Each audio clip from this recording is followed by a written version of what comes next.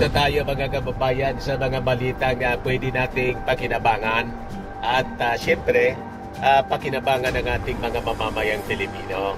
Ano yan, Mr. Maravillas, na balita? Nagbabagang mga balita at pagtalakay sa mga isyu ng lipunan. Bulsa, opinyon, balat at paglalantad sa katotohanan. Bulsa, what you see is what you get. You decide. Ito po. Marcos vows to build better more in 2024. Tuloy-tuloy po ang BBM. Hanggang 2028 po ang build better more or BBM. Kaya yung mga anti-Marcos po at dating Marcos na tumambling, hanggang 2028 po pa kayong maglalaway. Yung inyong pagnanasa na mapatalsik. May mga nananawagan na ng resignation po. Gusto na nilang iupo-upo si Inday. Naglalaway na po. Hindi na sila makapaghintay. Pero mabibigo po kayo kasi hindi po papayag ang 31 million Filipinos na mga Marcos supporters na basta na lang ninyong agawin ang Palasyo Malacanang. Di ba? Yung mga DDS, less than 1 million lang naman kayo. Mas marami pa sa inyo yung mga dilawan. Di ba? At least yung mga dilawan po, nag 14 million. Pero yung DDS, mga kababayan, yung excess lang na boto ni Inday kay PBBM, yun man lang po sila. Ikaw man dyan talaga, Mr. Maravillas, makakansyaw. Yun man talaga po ang totoo. Kaya nga po, until today, hindi pa mag-resign si Inday as Defense Secretary. Hindi pa humihiwalay.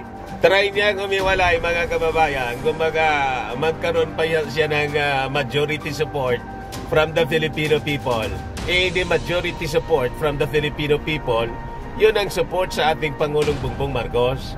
Diba? So, this is our challenge dito sa mga DDS. Sabihan na ninyo si Inday, mag-resign na as Defense Secretary. Wala man siyang magandang contributions po other than yung terminology bago. Tambalos-los. Pero ma-upgrade po yung kalagayan ng education system natin dito sa ating bansa. Wala man po. Lalong lumala. Ikaw talaga niya, Mr. Maravillas. Yan man talaga po ang totoo. But before ko ibigay sa inyo yung full story nitong magandang kwento po, click subscribe muna dito sa ating YouTube channel and hit the notification bell po para lagi kayong updated sa mga kaganapan dito sa ating bansa.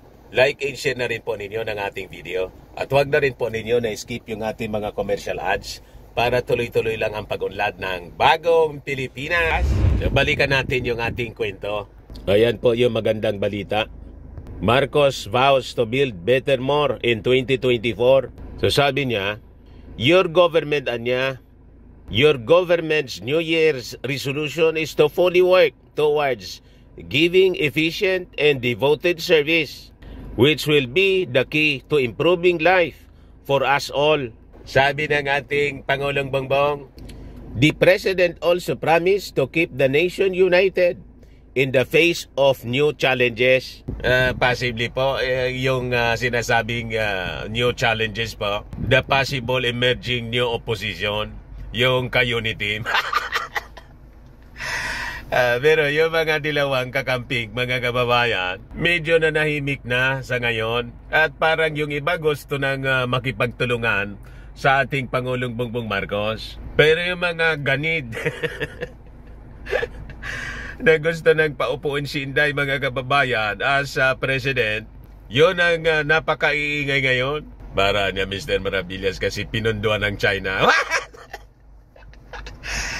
Malamang, mga kababayan, ganun nga. Kaya ang iingay.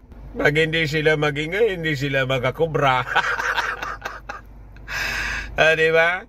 Sabi niya, no doubt the coming year will bring its fair share of new challenges, but this we have weathered before, like the great tribulations our forefathers defeated, and as a proud inheritors of this, indefatigable spirit, we too shall overcome, sabi po ng ating Pangulo. Kaya niya siguro Mr. Maravillas, as much as possible yung ating Pangulong Bongbong Marcos.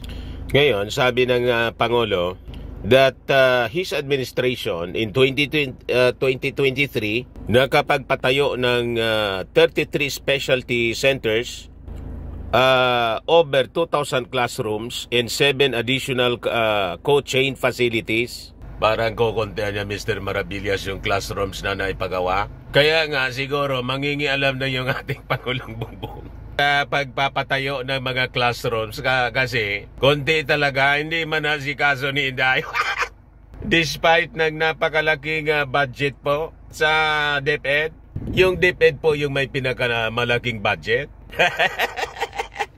The government also facilitated investments in renewable energy with a total potential capacity of around 121,000 megawatts and completed 8 water supply projects, sabi po ng ating Pangulo, na kompleto din niya yung 8 mga water supply projects with 147 additional water projects being implemented in preparation for next year.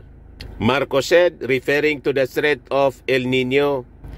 He cited government assistance programs including college scholarship and livelihood grants as well as welfare programs that are meant to help people graduate from poverty. Sabi ng ating Pangulo na ang mga programang anyang ito serve as government support for Filipino skilled and talented workers that will serve as ladders to fulfilling their dreams. Ito anya yung rason why we continue to give support to our farmers, from seedlings to fertilizers to fuel, because their sweat alone should not nurture the crops they grow in feeding the nation. We will continue anya to purge the government of rules that slow the delivery of public services, because when projects get delayed, progress is denied our people. Sabi ng ating Pangulong Bongbong. Makikita natin sa mensahe ng ating Pangulong Bongbong Marcos, ina-acknowledge niya po kung ano yung mga kakulangan sa mga nagawa ng ating administrasyon at pupunan siya this year 2024. Wala po siyang halong yabang. Tulad nung previous administration, sa looban niya ng 6 months tapos ang droga. Sabi nga rito sa amin, mala. Ilaki po ng problema ng ating bansa. Sabi nga natin sa mga previous programs, more than 30 years na sinalaula yung ating bansa, yung ating gobyerno mismo ng mga previous administration. Tapos, in less than 2 years, gusto ninyong i-overturn yung lahat. Gusto ninyong matapos agad ng ating Pangulong Bongbong. Inaanapan ninyo ng performance yung ating Pangulo. Yung 6 years po, kulang pa yan. Di ba? Kaya dapat po sa 2028, Martin Romualdez. Yun ang dapat para yung continuity po ng mga nagawa ng ating Pangulong Bongbong. Tuloy-tuloy lang. Di ba? Ayan man lang po mga kababayan. Ako po si Dante Maravillas. Bye-bye. God bless. Mga kababayan, gusto ninyo itong itry Firmax Firming and Lifting Cream. Pinapahid po sa mga pulses and affected area. Mainam po sa paninigas ng mga kaso-kasuan. Ito naman po, Automax Radiant Serum. Anti-aging po siya. Sa mukha naman yung application. You will look 10 years younger than your age. Sa mga cancer patients naman po, i-try po ninyo ito. Hindi man po siya gamot, food supplement siya. Kailang gagawa siya mga kababayan sa goji berry. Yung goji berry may anti-cancer properties. Ayos. O yung mga inquiries po ninyo, dumiretso na lang kayo sa aming messenger sa Facebook para masagot namin agad. Ako po si Dante Maravillas. Bye-bye. God bless. Sa mga naghanap po ng malinis and spacious fitness gym, bumisita lang po kayo sa aming Colossal Fitness Gym. We also offer Grab Car Rental with our brand new 2023 model ng Toyota Innova. We also accept booking for those who are planning to travel via PAL, Cebu Pacific, in other airline companies, local and international, and bills payment for Meralco Bills, PLDT, etc. Ang Colossal Fitness Gym is located at 3rd floor, Security Bank Building, Lanco Business Park, Legazpi City, Albay. For inquiries, look for Jilon Maravillas, contact number 0966-802-0949. So, ito po yung aming brand new Toyota Innova. Yan. So, pwede kayo mag-pabook dito sa amin kung may mga travel kayo, local travel, at kailangan ninyo ng sasakyan. Ayan po mga kababayan. Ito naman yung aming gym, Colossal Fitness Gym. Lagi na siyang matao po. Yan o. Ayos po mga kababayan. Ayos na Mr. Maravilla.